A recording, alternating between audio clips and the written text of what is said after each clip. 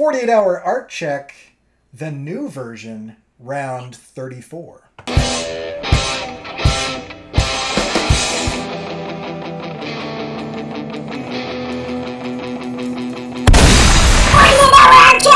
back. Yes, indeed. Okay, so how's it going? Great. It's going good. Nice. How are you doing? All right. I am ready to rock the 48-hour art check in the new format. Cool. And so, in case people missed last time that we did this, which was kind of at an odd time, because we did it kind of in the morning on a Saturday rather than in the evening like we normally do, we have changed up the format. So if you have at all gotten bored, no longer. No more boredom. Because we're going to do 30-second chunks. We will buzz each other, which I still haven't included, so we'll make that sound with our mouth, which I think might be more fun anyway. And then at the end of 3 minutes, rather than whatever it used to be, 10 minutes or something, then we're going to have a little conversation. So if you're in the chat, jump in for topics and stuff, because we have not pre-planned the topic. We're going to see if something comes up. Okay, are you ready to go? Yeah, I'm excited. I'm nervous. You're nervous. Good. Because I have sent you a little adrenaline mainlined through the internet, so I'm going to win. This isn't really a competition, but okay. I think you're up first. All right, you're going down. All right, so what is it? Plans? So what we accomplished. What you accomplished? So I managed to get some more headway on the panel that I'm working on. The panel that I'm going to start considering the panel from hell. It's a big crowd scene, and I've added more happy kids to the crowd scene, and it's just taking way longer than I expected. And then I played a rock and roll show, and it went really well. It was super exhilarating and cool, and that was pretty much it. Yeah, that looks great. I did another video on. I'm just seeing a lot of people getting career assassinated for things that like are bad, but maybe you should not lose your job over. I don't know. It's this whole mob mentality thing, and so I just talked about Robespierre, George Dante, I forget the dude's name. Anyway, that, and I'm out of time. Damn. Talk too much. Challenges. All right. Okay. Yeah, and you can roll stuff into the challenges if you struggle with it. So, so my biggest challenge is time, as usual. I was having a little bit of doubt. I kind of got over that. This Saturday playing rock and roll was like a real boost for kind of art, and I kind of would love to get into that. And that's it, pretty much. Yeah, mine continues to be just sleeping, so off and on, family time, things like that. Went on a big date with my daughter today, and we saw, what was the movie? Teen Titans Go. It was phenomenally good, really funny. And then just getting stuff done. I struggled with, because I didn't get to this the last time, finishing the lettering of my book so the PDF is ready to get sent off to people. That was somehow a challenge. Okay, plans. Right. So my plan is I'd like to finish this page by the next time. I feel like I fell a little short, and I fell a little short on the kinetic type thing too. And so I'd like to get at least 15 seconds of that animated, because it's just never going to happen unless I do it. So, so that's my big plan for I'd like to get the rough pencils done. Cool. So yeah. I drew this this hand design as part of this video, and I'm planning on getting that up on my store. And then I also want to do start prepping which literary agents I'm actually going to start sending this off to, and doing a little research on how that goes. And then I would also like to begin drawing more faces. So I'll be drawing a number of faces every day, and I'm exercising. I did that today as well. All right. So. That's awesome. Yeah, it's that habit is like a non-negotiable, and so to keep it a non-negotiable, you'll be on point. My plan is I have like a month and a half off before the next semester starts, Mm-hmm. And so my weight has gotten out of control, and so I am going to work out 6 days a week until the semester starts, no matter what happens. So today I ran and did the rowing machine, even though it was like 85 degrees outside. I still ran. It was great. Don't complain, man. 85 degrees is nothing compared to California right now. It's like 105.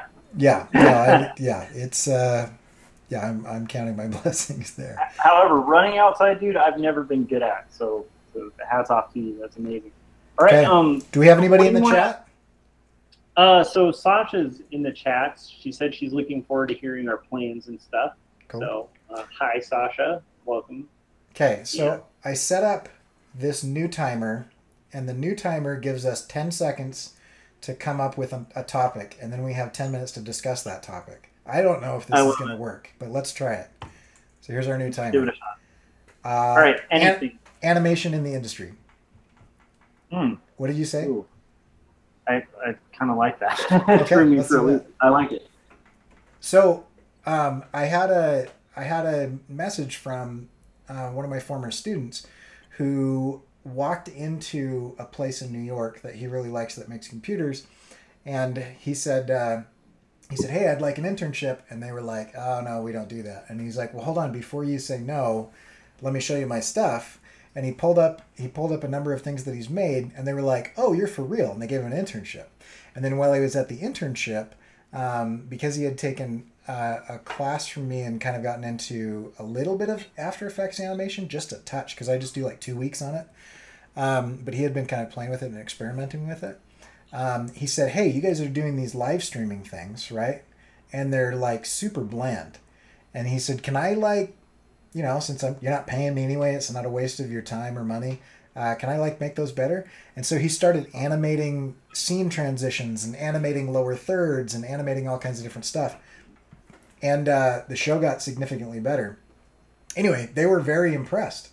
And I just keep hearing more and more and more that designers and illustrators and UX UI guys and everybody out there is starting to need to know how to make things move. Not necessarily like full traditional animation, but like just a touch of movement. I'm just curious on what you think on that.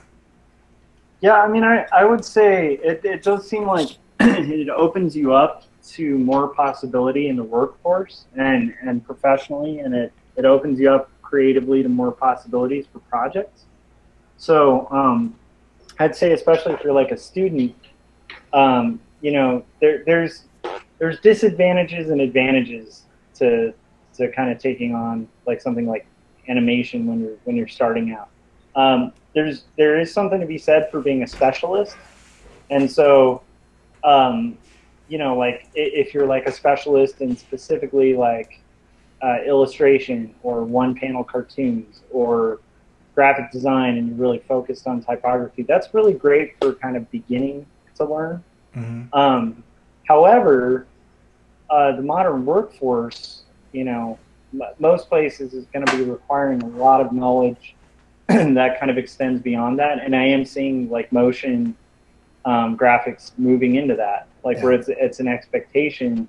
It's something like at my workplace we ask when we are interviewing people, and it's definitely a bonus if they know how to do Adobe After Effects or like animation programs and stuff. Like if they know how to do motion graphics, it definitely gives them a leg up in the interview.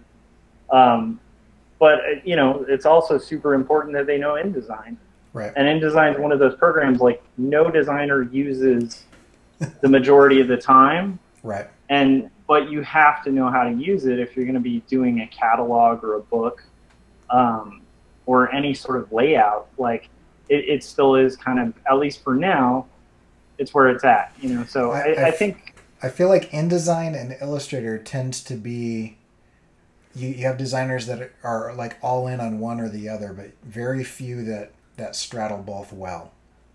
Yeah, and the tough part is like 80% of our job is going to be Adobe Illustrator, you know, and but that 10% that's InDesign is really important to know. So it's like it's one of those things where like it's good to be a specialist, but it's also good to be diversified in your abilities because it broadens what you're able to create, and that definitely broadens your value in the workplace. Like if you're talking about working for someone else, that definitely ups your value because now if I need to hire you for something, I could hire you for graphic design, illustration, animation. Like you suddenly you have a whole different ball game of possibilities.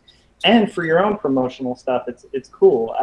I'm just barely delving into it, but I am dipping into it, not necessarily because I professionally see a need for it, but I've already seen an advantage from just toying around with it and learning it now because of the fact that it's already given me a leg up in the workplace. It's allowed me to not have to hire someone to do something that I could do. It's kind of cool. Yeah. So and I've noticed that we're talking about kind of specialists and generalists, and there's kind of an in between, and they call it a T shape. Is what I've seen, and I think it's important to point out there's nothing wrong with being a specialist, but if you are a specialist and you can do one thing, you better do that one thing exceptionally well. And there's nothing wrong with being a generalist, but if you're like a jack of all trades, master of none, meaning you're several miles wide and a couple inches deep, just know that you're probably only going to work for smaller companies. Which is fine. Yeah. There's nothing wrong with that. I spent a significant portion of my career doing that. In between those two is an interesting spot, and they call that the T shape, where you are very wide in your ability generally, and then in one or two areas you go very deep. So it's kind of impossible to be exceptionally good at like 15 things. But you can be exceptionally good at like 1.5 things, and then know how to do generally, 15 to 20 other things. And that's kind of this T shape. That will allow you a lot of flexibility in the marketplace, whether you're doing freelance or whether you're doing working for somebody else. Yeah, I mean, I would say in my own career too, like when I came into the current gig that I had, I've kind of acquired different skills just kind of out of necessity for creating my own projects that kind of made me my living for a long time. But those projects were, I specialized in a specific style that was kind of like vintage, retro, comic book ad kind of style of art. And so that being said, like a lot of this stuff was hand done and traditionally drawn.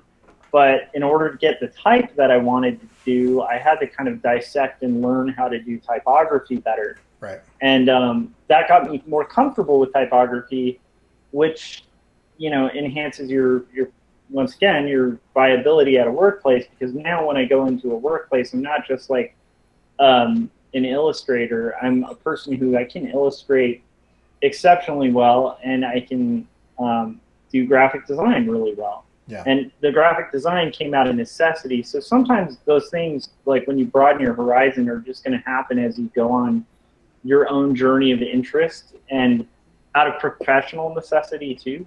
Yeah. But what I would recommend is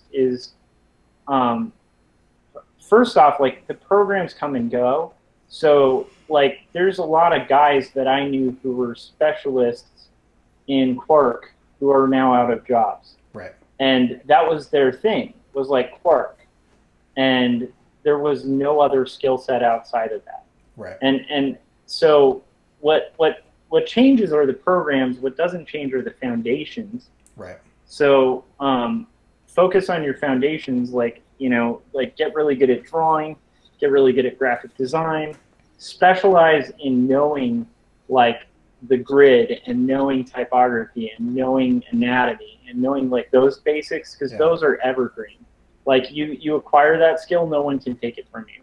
No program's going to update and change the way the rules of anatomy work or the rules of perspective work. There might be a mutation that changes that, but that's going to take a while. See, I came at the industry from a different thing. I came in as a generalist that had no no deep dive in any particular area. And for a while, I only worked at smaller companies, and it was great because I was like the media guy, you know, and I could do a little bit of this and a little bit of that and a little bit of this. And I'm talking like a little bit of everything: photography, video, motion, you know, a touch of drawing, a touch of design.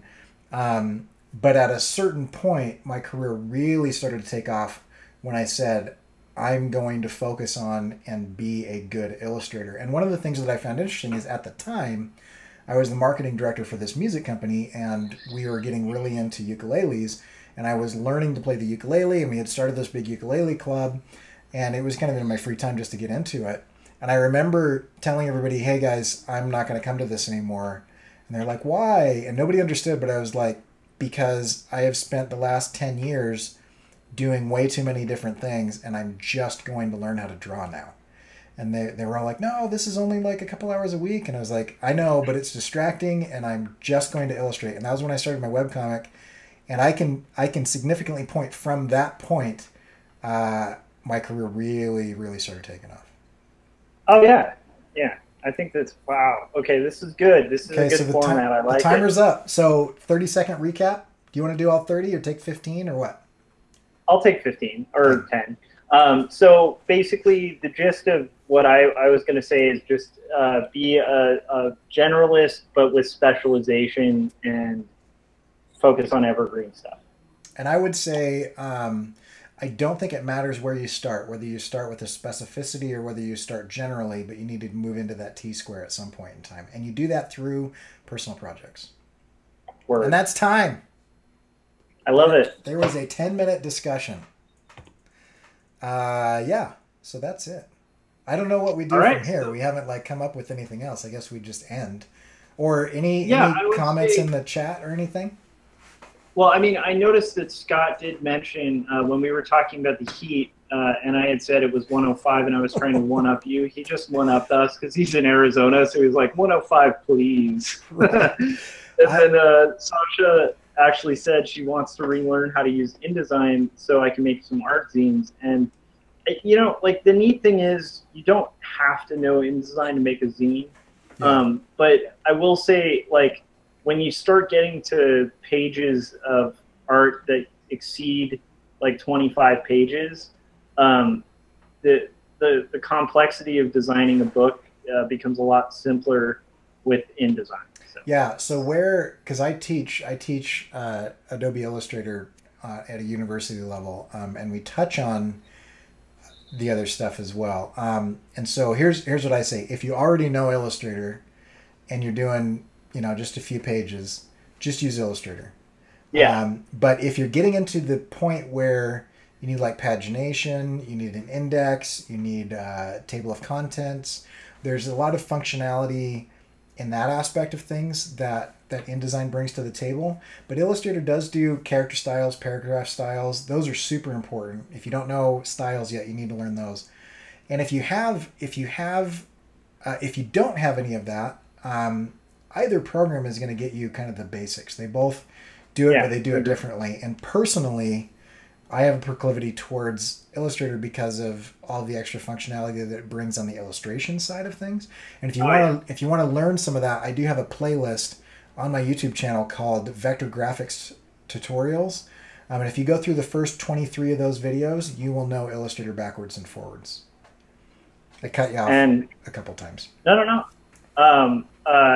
You should also, like, I would say, like, definitely watch those videos. Also, just really start learning the pen tool, because that's like the primary, that and like the Pathfinder. You start figuring those things out, and you're gonna have a nice like intro to. Have you used the Shape Builder tool? Oh, I love it. The Shape Builder tool is the best. I almost don't use the Pathfinder anymore just because of the Shape Builder tool. I like it. But all of those are in there, and then I also have an uncut playlist where I have just me showing in real time people how to fix their projects in Illustrator. And so if you learn more real time stuff by watching that, you can watch that one too. But yeah, I would completely agree with Josh. If it's under 30 pages, I would just stick with Illustrator. If you already know that. If you don't, and if you're going to go more of the book publishing route, learn InDesign, because that's what it does really well. Yeah, and their preview's not as bad as it used to be. So Yeah. that always has been for me one of the reasons I always prefer to work in Illustrator, because Illustrator is less buggy as a Right. program. It doesn't kind of crash as often, and it doesn't have the same preview issues, which I know you can change in the settings, but it's just InDesign is it's a more automated kind of mathematical type thing. So Yeah. And for those of us who are in the creative, it's a lot more fun to kind of throw things together, and Illustrator is definitely better for that. You know. Yeah, for sure. But catalog Right, catalog work, InDesign is worth that. Okay. Yeah, catalog. Do not do that in Illustrator. All right. So let's wrap it up. Let's see. So you can find my stuff at quarterlystories.com. You can also go to topis.io and subscribe to it by adding it to your library there, and it'll update every Wednesday on your Android device. It's much easier to read that way. Cory, you can check out those videos he was just discussing on the tutorials on Adobe Illustrator. You can also learn a whole ton from the ground up on how to do animation, which we were just talking about, by going to corykerr.com, and all his videos are up there. Also go to Cory's channel and subscribe. If you haven't subscribed to my channel, hit subscribe because it alternates back between our two channels. Intro music is by my band No Saboteurs, which you can check out at facebook.com/No Saboteurs. Thank you, Sasha and Scott, and like everybody who joined us and is watching live. And we will see you guys in 2 days. See ya.